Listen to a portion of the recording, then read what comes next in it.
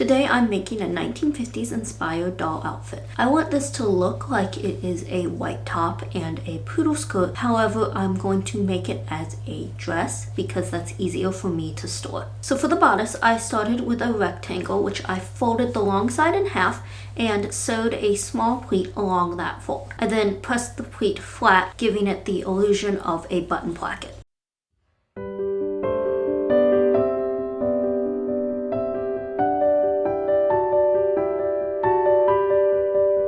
Now I cut out the front bodice from this rectangle, lining up the center front with the stitch line. I also cut out 2 back bodice pieces and 2 sleeves.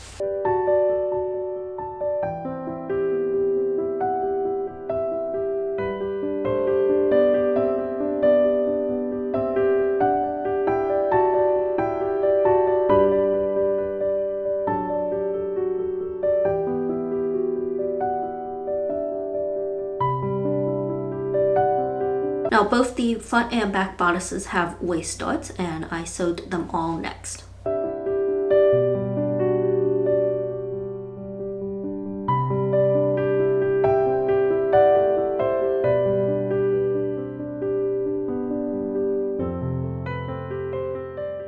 Then attached the back bodice pieces to the front at the shoulder seams. And by the way, I finished the raw edges of this and most of the upcoming seams with a zigzag stitch. I placed the bodice onto a square of fabric with the right sides together and sewed around the neckline. Then trimmed off the excess fabric, clipped the curves, and pressed it to the wrong side of the bodice. This creates a facing which I sewed in place, followed by sewing a piece of lace on over top.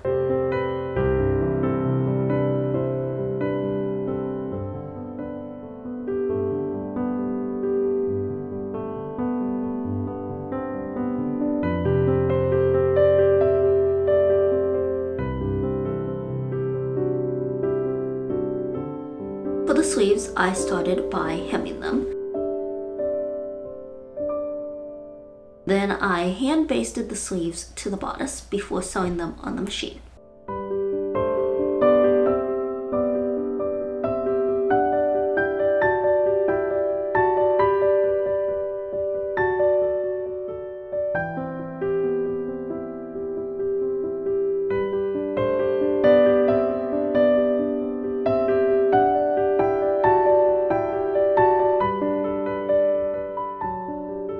And the final step of the bodice is to sew the front to the back at the side seams with the right sides together.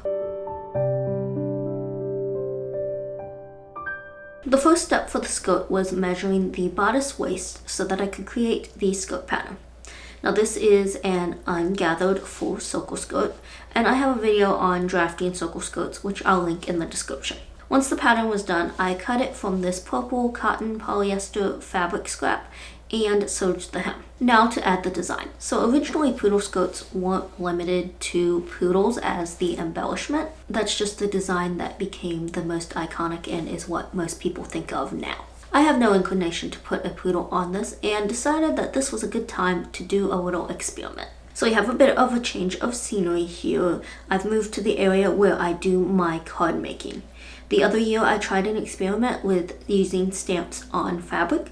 It wasn't quite successful though. However, I just learned a new technique called heat embossing, and this seemed like a good time to try it. So I pinned the skirt to a piece of cardstock. Now I'm just brushing it with, well, technically it's just cornstarch in a pouch.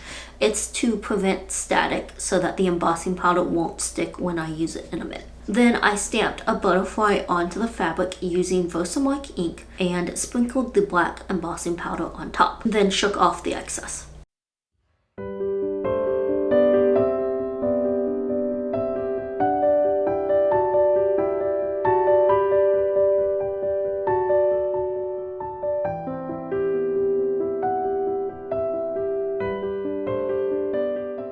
Now it's time to heat it, and as it heats, the powder kind of melts and gets shiny.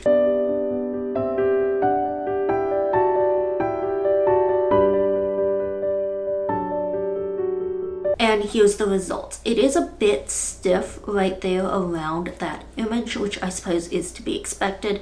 It's not horribly stiff, like it can bend and not like look like it's going to crack or anything. It also kind of melted into the fabric instead of sitting on top and having more of a 3D effect like it does on paper. And I'd have to do more experimenting to see if it would actually hold up on something that would have to be washed. But with the design in place, I decided where I wanted it to kind of hang on the skirt and then cut the back opening into it. And then turned the serged edge under and sewed it in place. For the waistband, I cut a 1-inch strip of the skirt fabric, pressed it in half, and basted it to the outside of the bodice at the waist.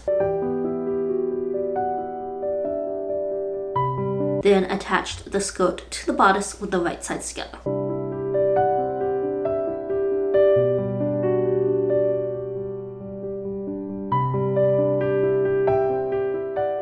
Next, I hemmed the edges of the back opening using white thread for the top and purple on the skirt. I stitched seed beads onto the center front pleat for buttons.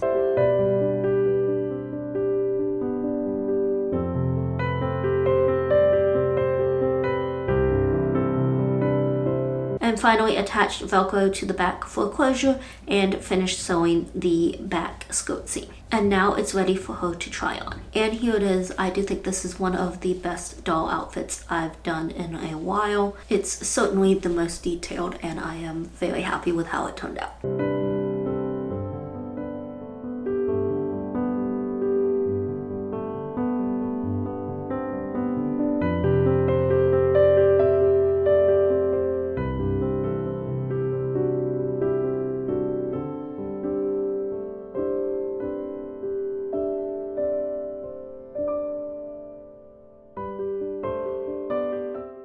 Thank you for watching, and I hope you'll join me next time for another handmade happening.